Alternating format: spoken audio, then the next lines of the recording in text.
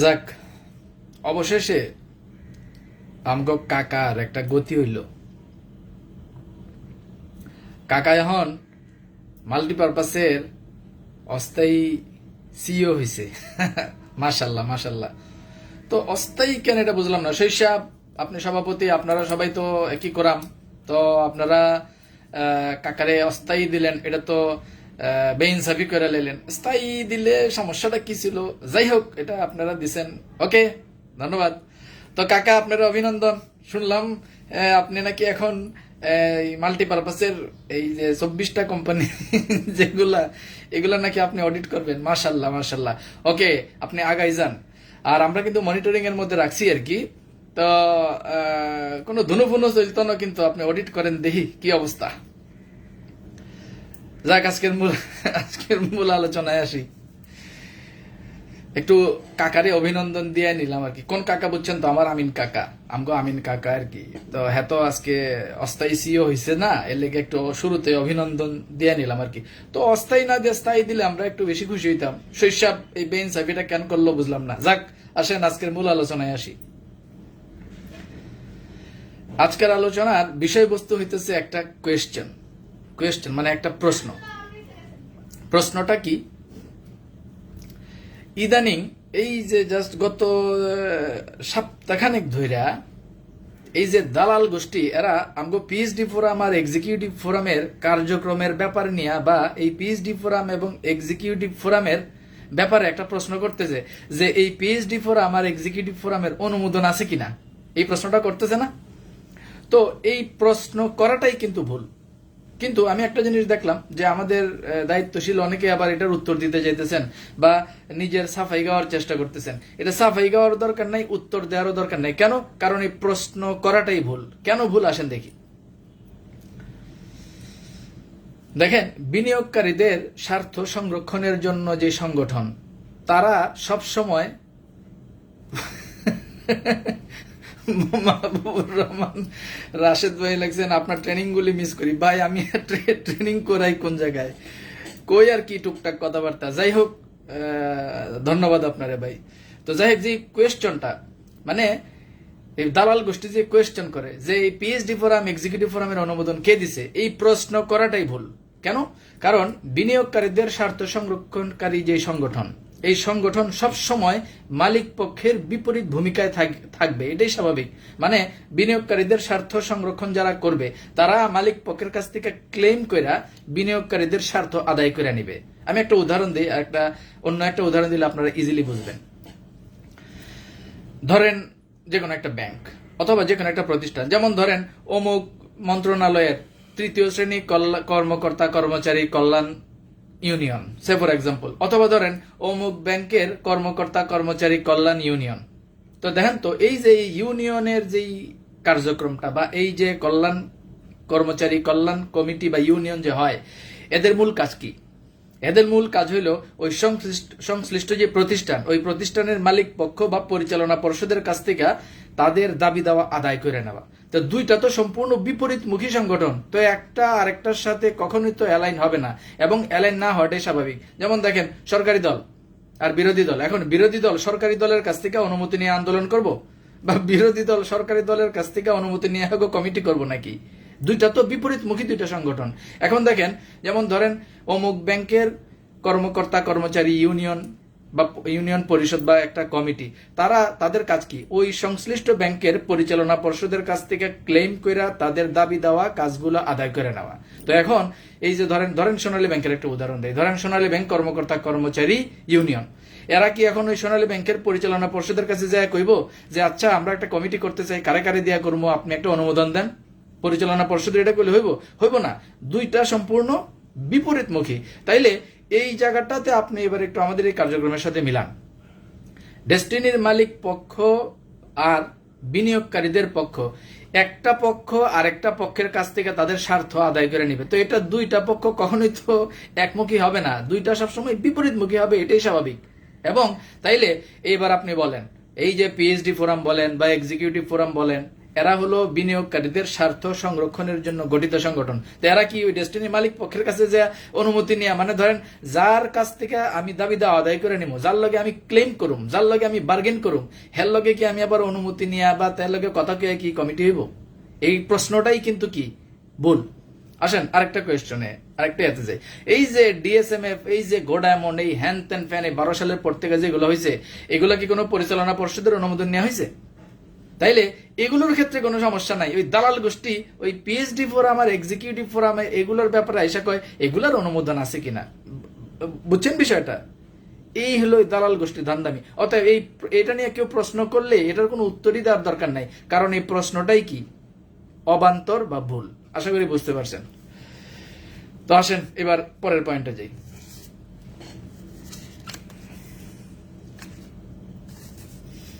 তো এবার দেখি আমগো কাকা, আমগো আমিন কাকা কেন হঠাৎ করে আলিসের প্রতি এত আগ্রহী হয়ে উঠলো, আলিস সেন্টারের প্রতি এত প্রেম কেন জায়গায় উঠলো কাকার, এটা একটু আমগো বোঝা উচিত। আসেন একটু দেখি।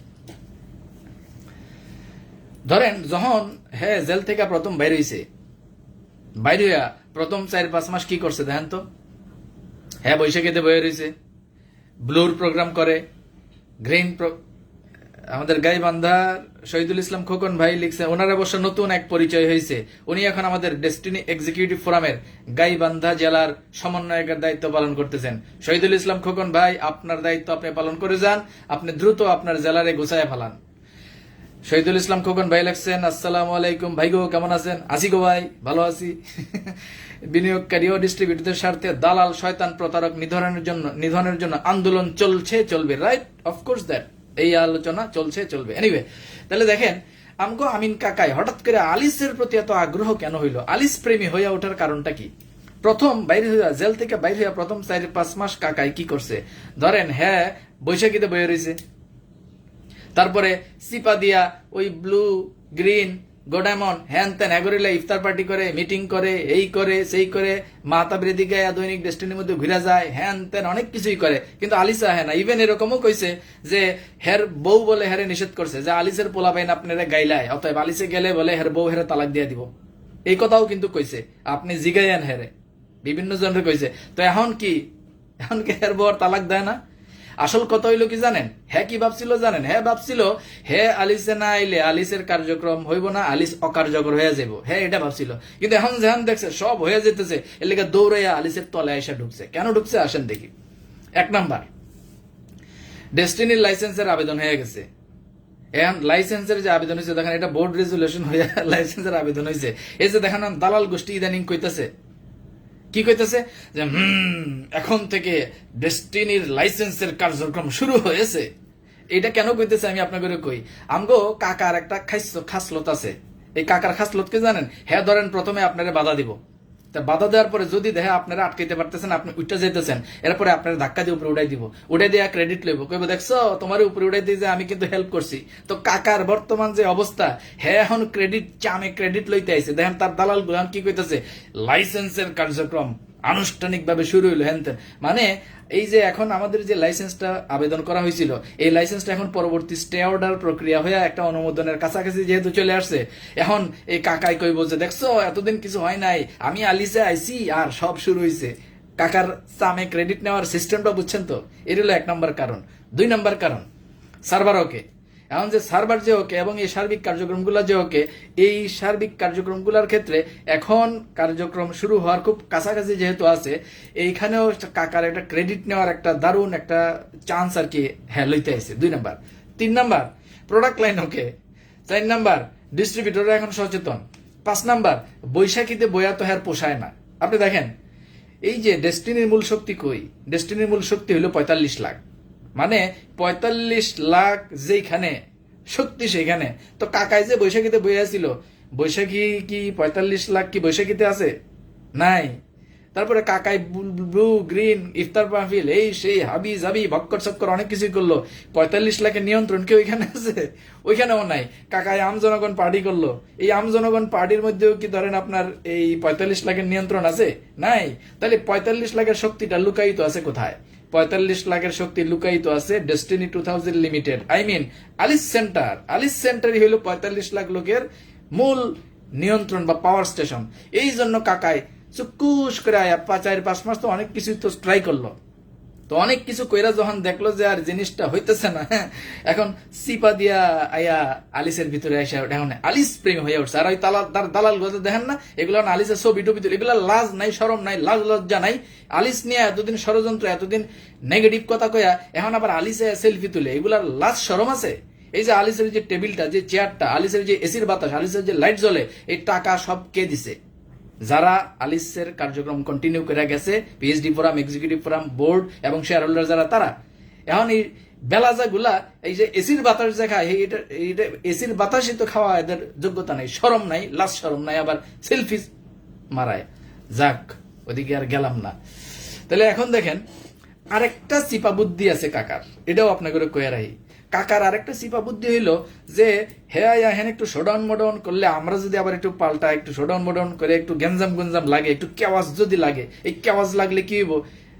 আইন শৃঙ্খলার পরিস্থিতির অবনতি হইলে, তাইলে আইন শৃঙ্খলা পরিস্থিতির অবনতি হইলে আইন শৃঙ্খলা বাহিনী কি করবো যে আপনাকে ওই গেঞ্জাম টেঞ্জাম বাদ দেন, সব বন্ধ করেন। তাইলে ধরেন আলিস বন্ধ হইলে তো আমগো মনে কষ্ট লাগবে, কারণ আমরা এটারে চালু করে এই পর্যায়ে নিয়ে আইছি। আলিস বন্ধ হইলে তো কাকার তো কোনো সমস্যা নাই। তো হ্যাঁ, এই পেসগিটা লাগানোর লেগে একটু আলিসের ধনুপুনু এই যে শোডাউন মোডাউন তার দালাল গুলারে দেয়া দিতেছে, বুঝেন নাই? 26 মার্চে দিছিল, মনে আছে? ওই যে 25 মার্চের পরে তো সেম ভাবে একটু তনুপুনু করতেছে আর কি। হেরে করতে দেন, ওই যে পয়সা ফেক তামাশা দেখ, আমরা হেরে ওই স্টেলে ফালে রাখছি। হ্যাঁ, আগে ছিল আমগো শ্রদ্ধার পাত্র, এখন হয়েছে কমেডির পাত্র। আমগো এমদাদ ভাই একটা হেভি নাম দিছে, কি নাম? ডেস্টিনির কাউয়া কাদের। আমগো কাকায় ডেস্টিনির কাউয়া কাদের। আরেকটা করা যাইতে পারে, হ্যাঁ হলো দিলদার, হ্যাঁ হলো ডেস্টিনির দিলদার, হ্যারে নিয়ে আমরা কমেডি করুম, হ্যারে নিয়ে আমরা মজা করুম, হ্যাঁ হলো এখন দিলদার, ওই জায়গায় হ্যাঁ পড়ছে। যাক, আসেন পরের আলোচনাটায় যাই। সেটা হলো দুবাইয়ের বাম্বু। আপনারা দুবাইয়ের বাম্বু তো দেখতেছেন, আমগো শামিম ভাই এই যে গত যে সর্বশেষ যে এপিসোডটা করলো, এই যে ডিটুকে ব্যাকগ্রাউন্ডের 12 নম্বর এপিসোড, দেখেন এই 12 নম্বর এই এপিসোডের পুরোটা যারা দেখছেন, আপনারা কিন্তু অবাক হইতেছেন। অবাক হওয়ার কিছু নাই, আরো অনেক কিছু আছে, আরো অনেকগুলো আসতেছে সামনে। জাস্ট আমি ওই 12 নম্বর এপিসোডের কয়েকটা পয়েন্ট আমি আপনাকে একটু আবার একটু শেয়ার করি, যারা শুনছেন আবার হয়তো বা একটু আপনাকে ইয়া হইব।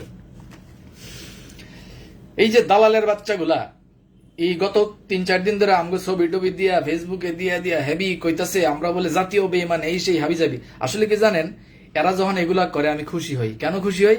কারণ কি, জায়গা মতো যখন হান দেওয়া হয়, এই তখনই কিন্তু এগুলা মানে ক্যাকো ক্যাকো ক্যাকো ক্যাকো করে ওঠে, মানে সিক্কুর দিয়ে উঠে। জায়গা মতো যখন দেওয়া হয়, সিক্কুর দিয়ে উঠে, তখন আমগো ছবি টবি দিয়া কয় আমরা বলে জাতীয় বেঈমান। আচ্ছা দেখেন তো, আমগরে কয় আমরা বলে ডেস্টিনি ষড়যন্ত্র এরা বন্ধ করতে চাইতেছি।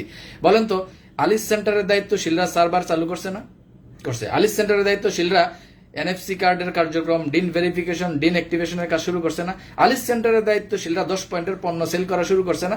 তাইলে আলিস সেন্টারের দায়িত্বশীল যারা, এরা বলে ডেস্টিনি ধ্বংস করতে চায়। আর ওই বাটপাড়ার বাচ্চা যেগুলা ডেস্টিনি বন্ধ রেখে ডিটুকে অ্যাসোসিয়েট সুপারিয়র ভক্কর চক্কর এগুলা করছে, এতদিন এই আলিসের এবং এই বোর্ডের বিরোধিতা করছে, এগুলা বলে ডেস্টিনি প্রেমী।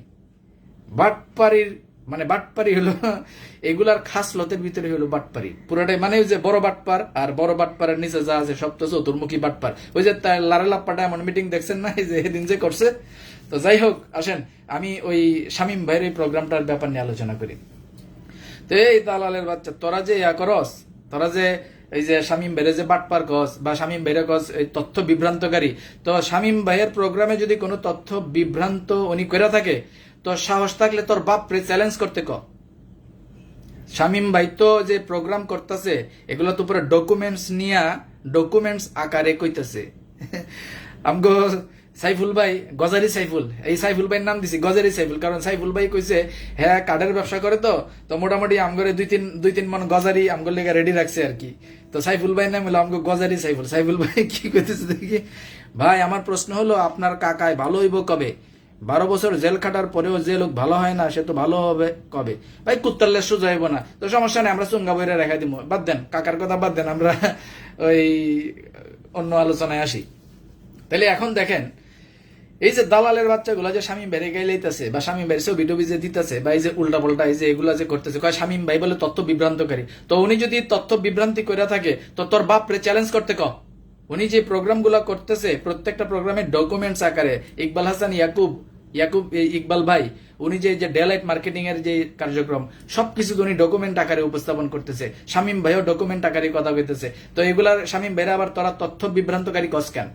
পারলে তোর বাপেরে এইগুলা নিয়ে চ্যালেঞ্জ করতে ক, যদি তার হিম্মত থাকে। হিম্মত তো নাই, চোর, এত চুরি করছে, এগুলো তো সব সত্য, এগুলো তো আমরা জানি, কাছ থেকে দেখছি আমরা এগুলা। তো শামীম ভাইরে বাটপারি বা এগুলা যে কস, এটা করার আগে পারলে তোর বাপরে যা চ্যালেঞ্জ করতে ক, এই তথ্যের চ্যালেঞ্জ করতে ক, যদি তার হিম্মত থাকে। যাক, শামীম ভাই যে কাজগুলো করতেছে এই জন্য শামীম ভাইকে আমি ধন্যবাদ জানাই। এখানে দেখেন আমরা মানে গুরুত্বপূর্ণ অনেকগুলো তথ্য পাইছি, আমি জাস্ট এই প্রোগ্রামের জিস্ট কয়েকটা তথ্য আপনাদের দেই। যেমন ধরেন একই কোম্পানির চেয়ারম্যান আর এমডির ভিতরে প্যাচ লাগানোর কাজ করছে, এটা কিন্তু হ্যাঁ সবসময় করতো। ওই যে এই আমার কাকাই আমিন কাকাই এই যে সোশ্যাল মিডিয়ার ভাঙ্গা করছে দুই টুকরা। বেলাল হোসেন নাইম ভাই লেখছেন, যেবা যাহারা আমাদের বিনিয়োগের অর্থ ফেরত দেওয়ার জন্য কাজ করবে আমরা তাদেরকে সহযোগিতা করতে চাই। একমত, আপনার সাথে একমত, যেই আমাদের বিনিয়োগ ফেরতের জন্য কাজ করবে আমরা তার সাথেই আছি, নো প্রবলেম। কত যে কথা ভাই লিখছেন, শুভকামনা ভাই, আপনাকেও শুভকামনা। তাহলে দেখেন একই কোম্পানির এমডি আর চেয়ারম্যানের ভিতরে পেজগি লাগাইয়া এই কাজটা কিন্তু চাচাই যে করছে, কাকাই যে করছে, এটা কিন্তু ওই প্রোগ্রাম থেকে আমরা জানতে পারলাম। মানে এমডি রে দিয়া ওই যে ওই ছাগলের চাষ করায় আর চেয়ারম্যানরা কয় ধান চাষ করাইতে, এই খবর কিন্তু আমরা ওই প্রোগ্রামের ভিতরে পাইছি। আরো কি কি পাইলাম? সুপারিয়র মার্কেটিং এ ৩,৫০০ এজেন্ট ছিল, মাশাল্লাহ মাশাল্লাহ। আবার এজেন্টের তলে আবার সাব এজেন্টও ছিল, এবং এগুলো দিয়ে খালি কি করা হয়েছে?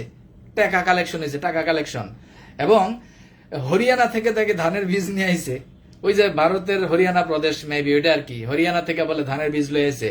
এরপরে এই জামিনের ক্ষেত্রে একটা চমৎকার কাজ করতো, কেউ গেলেই তারা ডাক দিয়া মানে একটা টেকনিক অ্যাপ্লাই করতো কাকায়, যে আগামী সপ্তাহে আমি একটা জামিনের ব্যবস্থা করছি, খুব গোপনে করছি, এটা আপনার কাউরে কয়েন না, 50,000 টাকা 50 লাখ টাকা লাগবো বা 1 কোটি টাকা লাগবো, এরকম কয়া প্রত্যেকটাই কিন্তু সেম কথা কইতো। কওয়ার পরে টাকা কালেকশন করতো, আর পরের সপ্তাহে কইতো আরে জামিনটা হইলো না। এই যে এই খবর আমরা ওইখান থেকে পাইলাম। আরেকটা পাইলাম কি, পত্রিকার সাবস্ক্রিপশন, এটা সত্য। মানে সোশ্যাল মিডিয়া গ্রিন এটা বেশি করছিল, 3 মাসের অগ্রিম টাকা লইয়া লইছিল, 3 মাসের অগ্রিম টাকা, এটা 17-18 সালের দিককার ঘটনা। 3 মাসের অগ্রিম টাকা টুকা লইয়া পত্রিকার সাবস্ক্রিপশন বহুত নিয়েছিল, পরে একটা পত্রিকাও কিন্তু দিতে পারে নাই, এইখানেও ধান্দাবাজি হয়েছিল। এরপর আরেকটা জিনিস খুবই ইম্পর্টেন্ট, এটা আমি বেশি কোট করছি। মাসুম পারভেজ ভাই লিখছেন, ভালো আছেন ভাই? হ্যাঁ ভাই আলহামদুলিল্লাহ, আপনাকে দোয়ায় ভালো আছি। যাক, রেজিস্টার্ড কোম্পানি 170টা আর আনরেজিস্টার্ড কোম্পানি প্রায় 100টা। এবং ওই যে আমগো আনিস মামুন, নোয়াখালীর আনিস মামুন, গ্রিনের দায়িত্বশীল আনিস মামুন সাহেব, হ্যাঁ বলে কইছিল আর কি যে 2-3 হাজার কোম্পানি করব। আসলে কোম্পানি মানে কি জানেন? এক একটা কোম্পানি মানে এই বাটপারের এক একটা প্ল্যাটফর্ম, টাকা তোলার প্ল্যাটফর্ম, আর কিছু না। এই দেখেন না, একটার পর একটা কোম্পানি করছে, বেশ এই সব বিস্তারিত আমরা জানতে পারছি। এবং ইম্পর্টেন্ট বিষয়টা মানে যেটা আমি কোট করছি সেটা আমি আপনাকে এখন কই।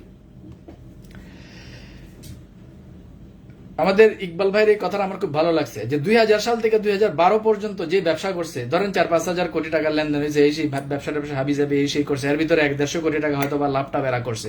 তো এই লাভের টাকা এগুলো করতে যায়, তো তাদের কি করতে হয়েছে? সরকারের ভ্যাট ট্যাক্স হ্যান অনেক কিছু দেওয়া লাগছে। কিন্তু 12-র পর থেকে এই 24-25 এই যে 12-13 বছর কাকায় যা টাকা টুকা নিছে, এগুলোর তো কোনো ভ্যাট ট্যাক্স কিছুই দেওয়া লাগে নাই, বাহ কি চামের উপরে টাকা টুকা কালেকশন করে নিছে। এই জিনিসটা খুব গুরুত্বপূর্ণ, এবং এটা আমি ওই প্রোগ্রামে কোট করছি। যাই হোক, আমি আমাকে শামীম ভাইয়ের এপিসোড 13-র অপেক্ষায় আছি, কারণ এটা আরো কয়েকটা এপিসোড হইব, মাত্র তো শুরু, এখনো কিছুই হয় না, আরো অনেক ইনফরমেশন আপনারা পরবর্তী এপিসোড গুলায় পাইবেন।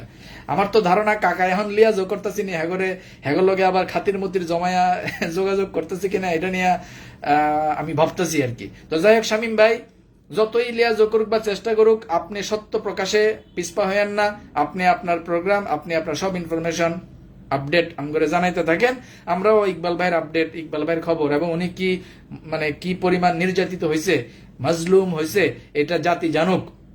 এই বাটপারের সাথে ব্যবসা করতে যায়, উল্টা তারে টাকাও দিছে, শ্রম সময় মেধাও দিছে এবং আইনিভাবে তারে জেল জুলুম দিয়া তারে দৌড়ের উপরে রেখা বিদেশ পাঠাইতেছে। এই বিষয়গুলো জাতি জানুক। আমি শামীম ভাইকে অনুরোধ করব, আপনার কাছে হয়তো বা রিকোয়েস্ট মিকোয়েস্ট যাইতে পারে, বাট পারে তখন দৌড়ের উপরে আছে, এগুলো দেখে রিকোয়েস্ট রিকোয়েস্ট যাইতে পারে বা আপনার লগে লিয়াজও করতে পারে। আপনি 45 লাখের বৃহত্তর স্বার্থে আপনি কোনো আপোষে না যায় এই সমস্ত ইনফরমেশন জাতিরে জানাই দিয়েন।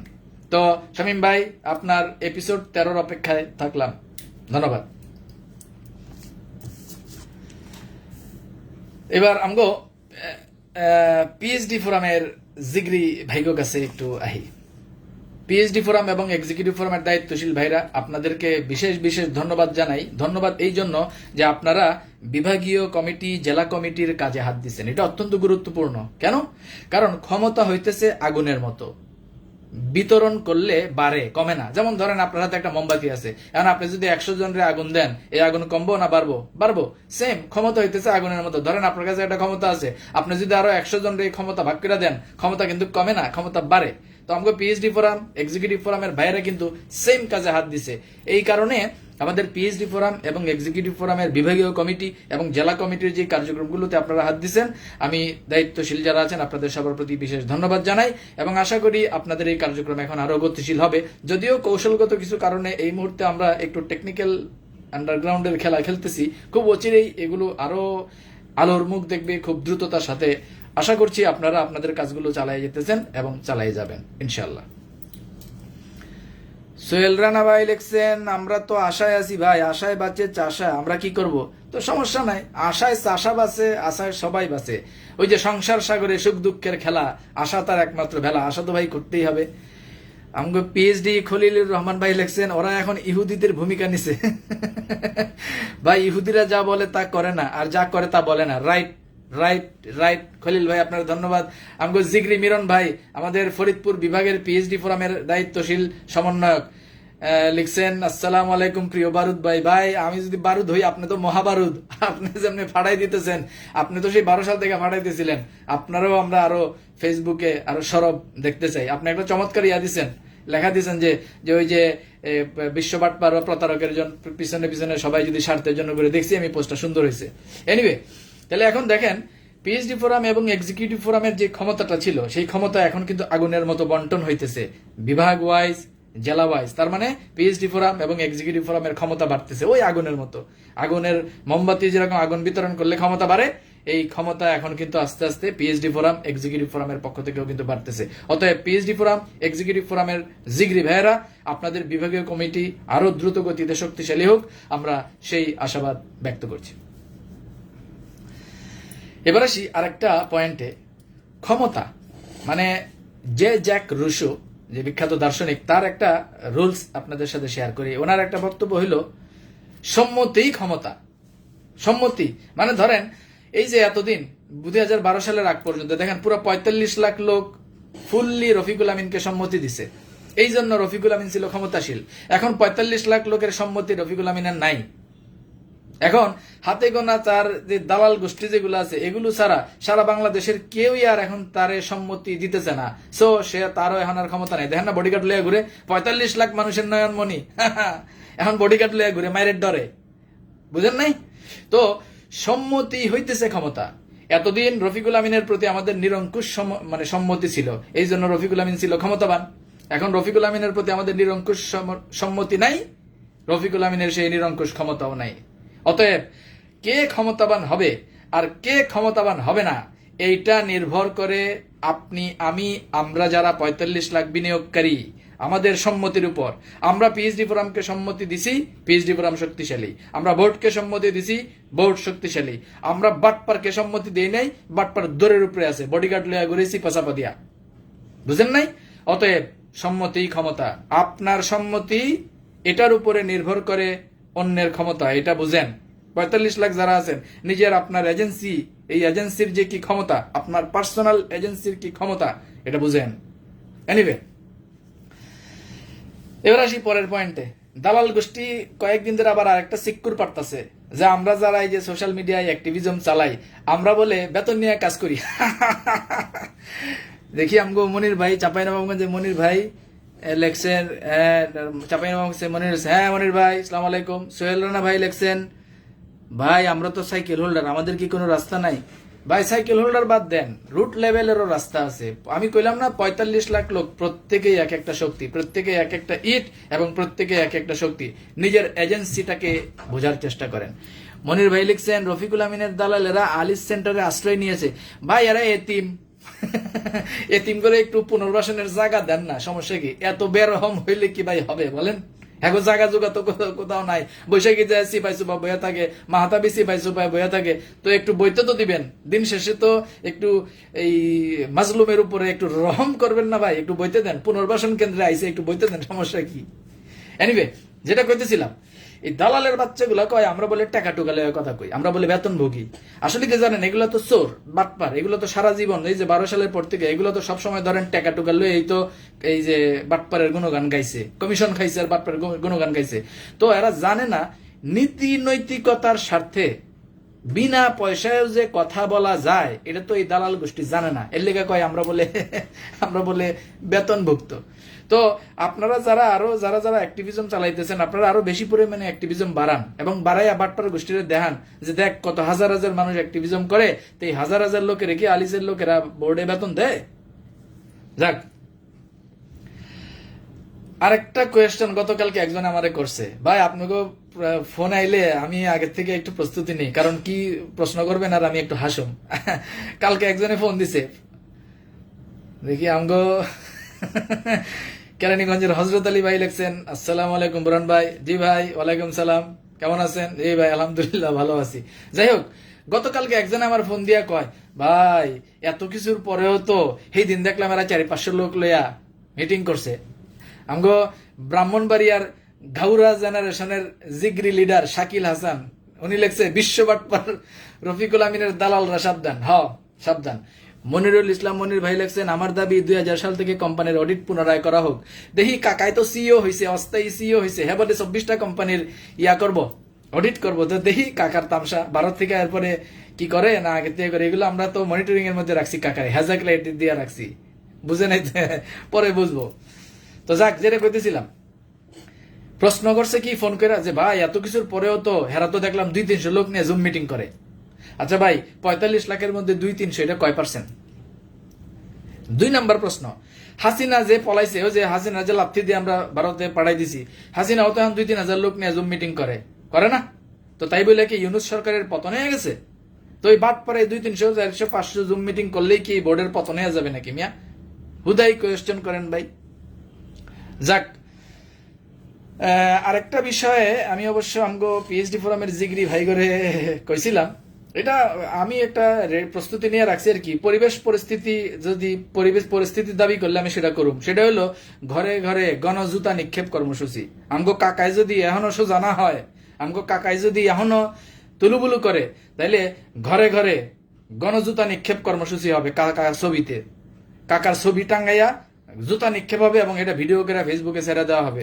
দেখবেন ৮-১০টা ঘরে এরকম শুরু হইলে দেখবেন সারা দেশে ঘরে ঘরে জুতা নিক্ষেপ কর্মসূচি শুরু হইব। এখনো এটা শুরু করি নাই, পরিস্থিতি যদি দাবি করে তাহলে এটা করবো আর কি। তো পিএইচডি ফোরাম, এক্সিকিউটিভ ফোরামের জিগরি ভাইয়া যারা আছে, আপনারাও দয়া করে এই বিষয়টা একটু মাথায় রাখেন আর কি। যদি পরিবেশ পরিস্থিতির প্রয়োজন হয়, আপনারা এটা যদি শুরু করেন, দেখবেন কাকায় এমনি তো দৌড়ের উপরে আছে, আরো দৌড়ের উপরে থাকবো। আর ওই দিক থেকে দুবাই থেকে তো বাম্বু তো আইতেছেই। তো কাকা, দুবাইয়ের পরের বাম্বু কিন্তু লন্ডন থেকে আইতেছে, আপনি রেডি থাকেন। আর লন্ডনের পরের বাম্বু কোন জায়গা থেকে আইবো, ওই দেশের নাম আর কইলাম না, আপাতত লন্ডন থেকেও পরবর্তী বাম্বু আইবো, একটু রেডি থাকেন আর কি কাকা। যাক, তাইলে এখন গণজুতা নিক্ষেপ কর্মসূচি আর কুশপুত্তলিকা দাহ কর্মসূচি, এই দুইটা কর্মসূচি আসেন আমরা আমাদের রিজার্ভ বেঞ্চে রেখে দিই, আর দেখি কাকায় কি করে।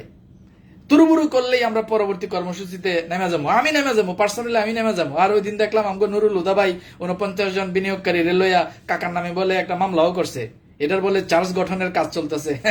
তো এরকম আরো অনেকেই প্রস্তুতি নিতেছে, আমরাও প্রস্তুতি নিতেছি।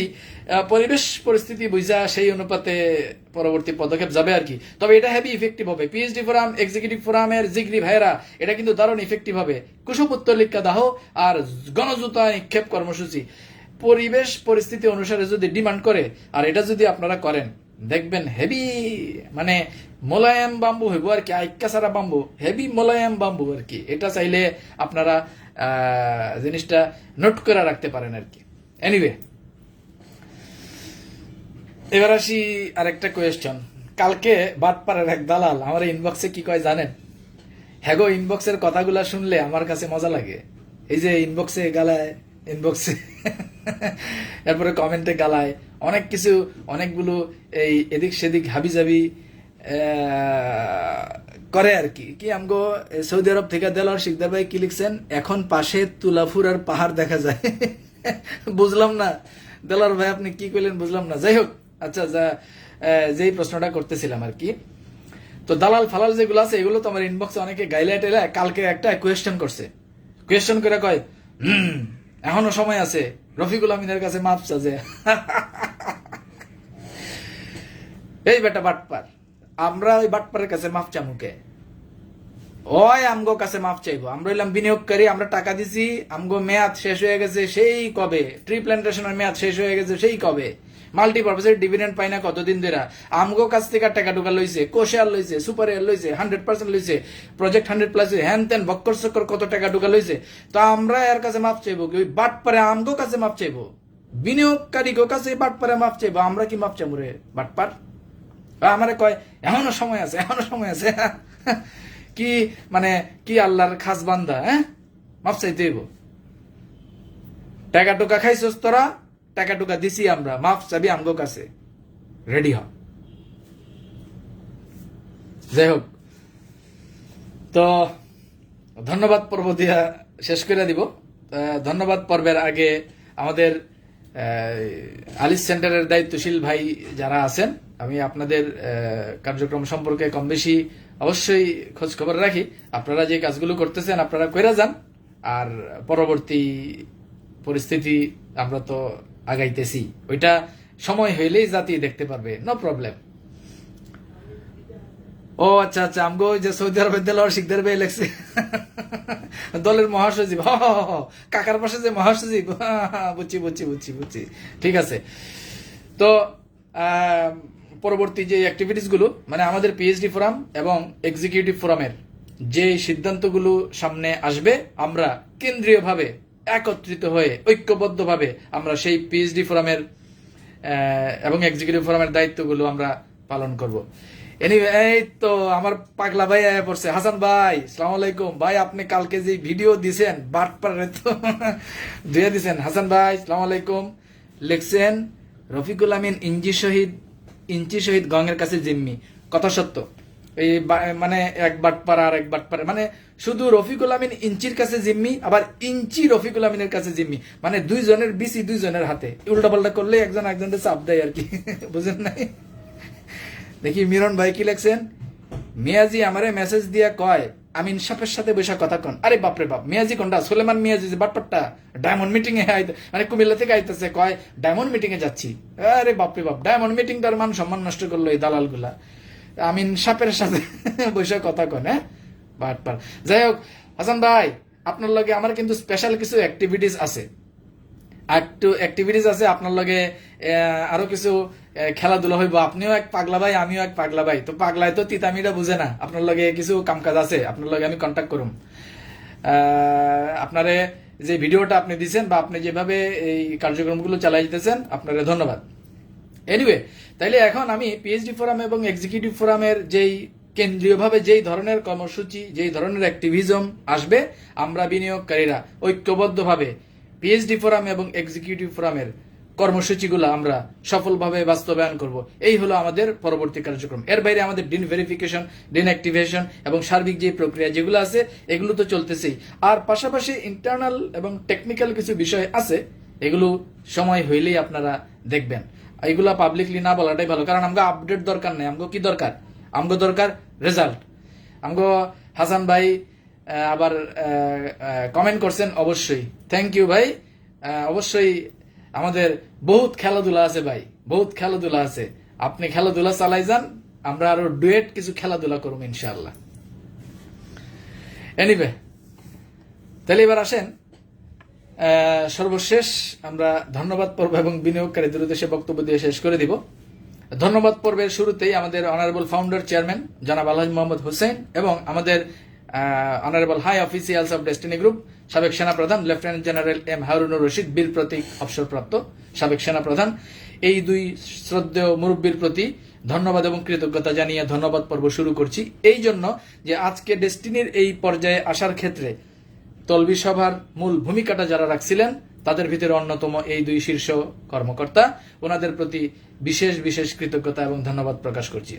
ধন্যবাদ প্রকাশ করছি আমাদের অনারেবল অ্যানাদার 3 ফাউন্ডার ডিরেক্টর জনাব লায়ন মোহাম্মদ গফরানুল হক, জনাব সাইদুর রহমান এবং জনাব মেজবাউদ্দিন স্বপন, আপনাদের তিনজনের প্রতি বিশেষভাবে আমাদের অনারেবল ফাউন্ডার ডিরেক্টর জনাব লায়ন মোহাম্মদ গফরানুল হক আপনার প্রতি বিশেষ কৃতজ্ঞতা প্রকাশ করছি এই জন্য যে প্রবাসে আমাদের যে সকল শুভাকাঙ্ক্ষী যারা আছেন তাদের সকলের সাথে সমন্বয় করে ডেস্টিনির কার্যক্রমকে আজকে এতদূর নিয়ে আসার পেছনে আপনি গুরুত্বপূর্ণ ভূমিকা রেখে চলেছেন এবং ভবিষ্যতেও গুরুত্বপূর্ণ ভূমিকা রেখে ডেস্টিনিকে তার কাঙ্ক্ষিত গন্তব্যে আপনি নিয়ে যাবেন এবং নিয়ে যাচ্ছেন।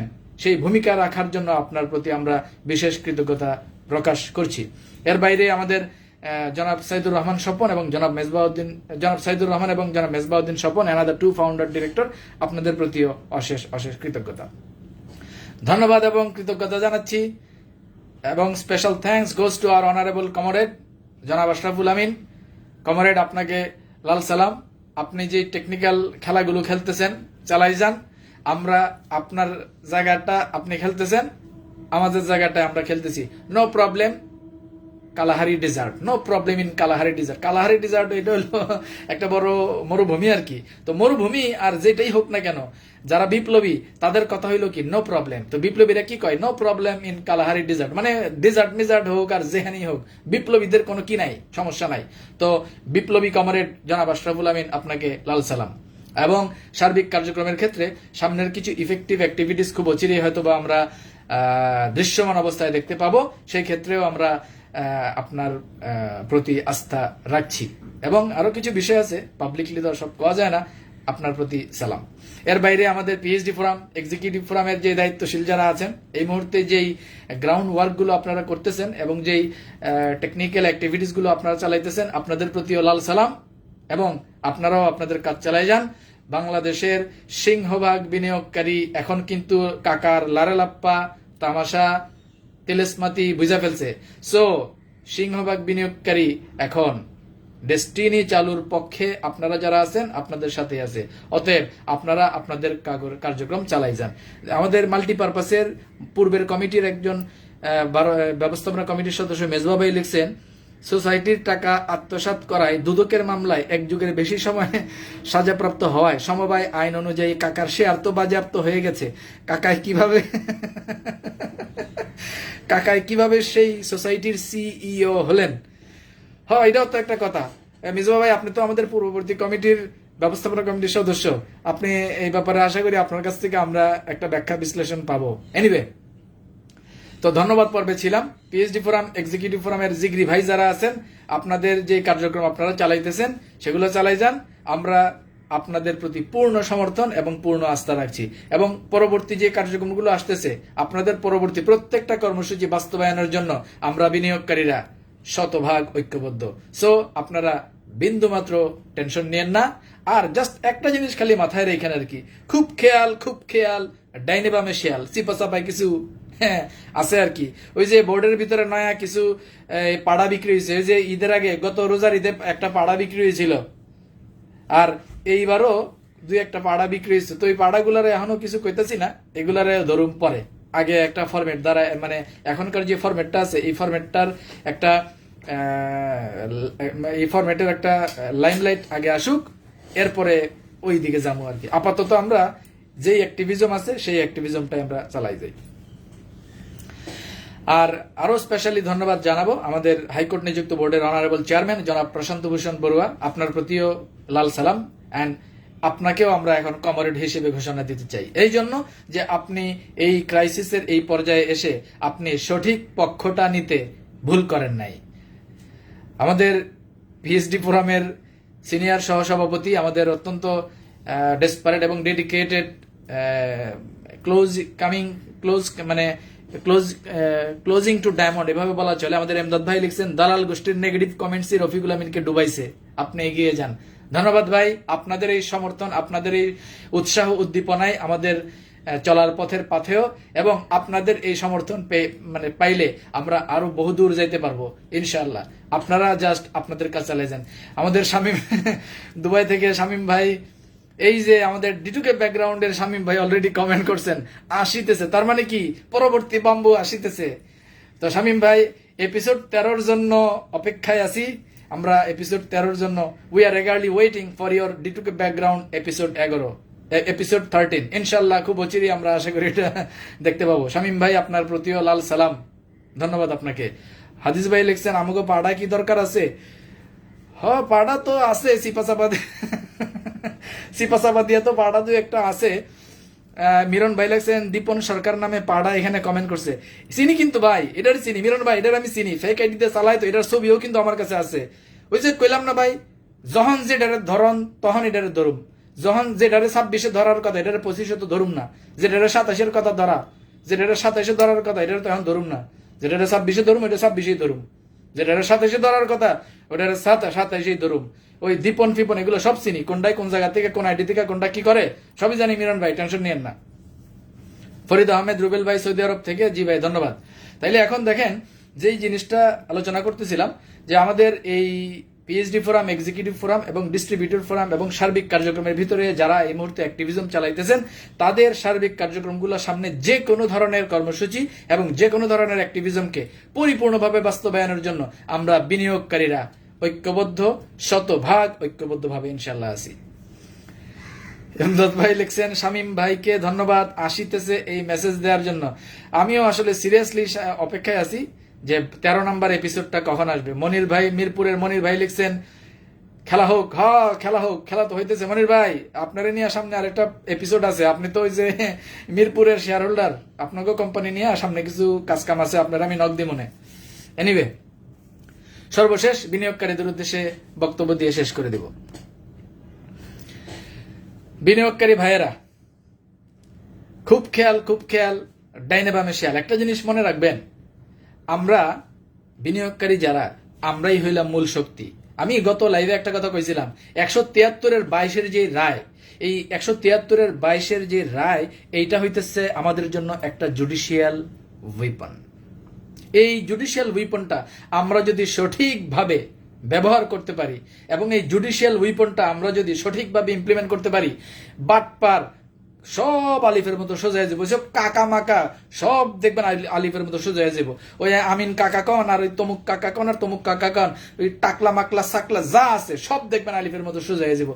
জাস্ট আমাদের কি করতে হইব, 173-এর 22-এর যে রায়টা আছে এটা আমাদের ভালো করে পড়তে হইব এবং সেই অনুপাতে আমাদের ভূমিকা রাখতে হইব। মনে রাখবেন, 173-এর যে 22-এর যে রায়, এটা কিন্তু রাষ্ট্র 45 লাখ লোক আমরা যারা আমাদের জন্য দিছে, আমরা স্টেক হোল্ডার যারা আমাদের জন্য দিছে, এবং এই রায়টা ভালো করে আপনারা পড়বেন। আমি সামনে এই রায়টা নিয়ে একটা স্পেশাল এপিসোড করার প্ল্যান আছে, তো এটা আপনারা স্টাডি করবেন। আর এই যে আমরা আমাদের মতো করে যেই প্রতিরোধ আমরা যেটা চালাইতেছি, এটা যার যার অবস্থান থেকে আমাদের প্রতিরোধ, লেখালেখি, লাইভ এবং অন্যায়ের বিরুদ্ধে প্রতিবাদ আমাদের এটা চালাই যেতে হবে। এই মুহূর্তে আমাদের যে পর্যায় এবং এই মুহূর্তে আমাদের যে অ্যাক্টিভিজম, এই অ্যাক্টিভিজমটা কিন্তু অত্যন্ত জরুরি, এবং এই অ্যাক্টিভিজমের মাধ্যমে কিন্তু ধীরে ধীরে পাবলিক পারসেপশন কিন্তু চেঞ্জ হয়ে গেছে। পাবলিক কিন্তু এখন দালাল গোষ্ঠীরে কিন্তু ক্লিয়ার বুঝে ফেলছে যে এরাই আসলে বাটপার। এতদিন যে ভুগি দিয়া বহুত মুখোশ ছিল, যেটা সব মুখোশ কিন্তু এখন উন্মোচন হয়ে যেতেছে। এই কাজটা আমাদের আরো বাড়াই যেতে হবে। তো আমাদের যেই ইনসাফ এবং হক প্রতিষ্ঠার যে সংগ্রাম, সেই সংগ্রাম অবশ্যই চলতেছিল, চলতেছে এবং চলবে। ডেস্টিনিতে এখন হক প্রতিষ্ঠা হবে, ডেস্টিনিতে এখন ইনসাফ প্রতিষ্ঠা হবে, ডেস্টিনিতে এখন 45 লক্ষ মাজলুমের বিজয় হবে, এবং ডেস্টিনিতে বড় বাটপার, চূড়ান্ত জালিমের চূড়ান্ত পতন হবে। আর আমরা যারা এই যে আমাদের এই আন্দোলন, আমাদের এই ন্যায়সঙ্গত অধিকার দাবি আদায়ের যে আন্দোলন আমরা চালাই যেতেছি, আমাদের এই আন্দোলন চলতেছিল, চলতেছে এবং চলবে, কারণ ডেস্টিনি কারো বাপের না।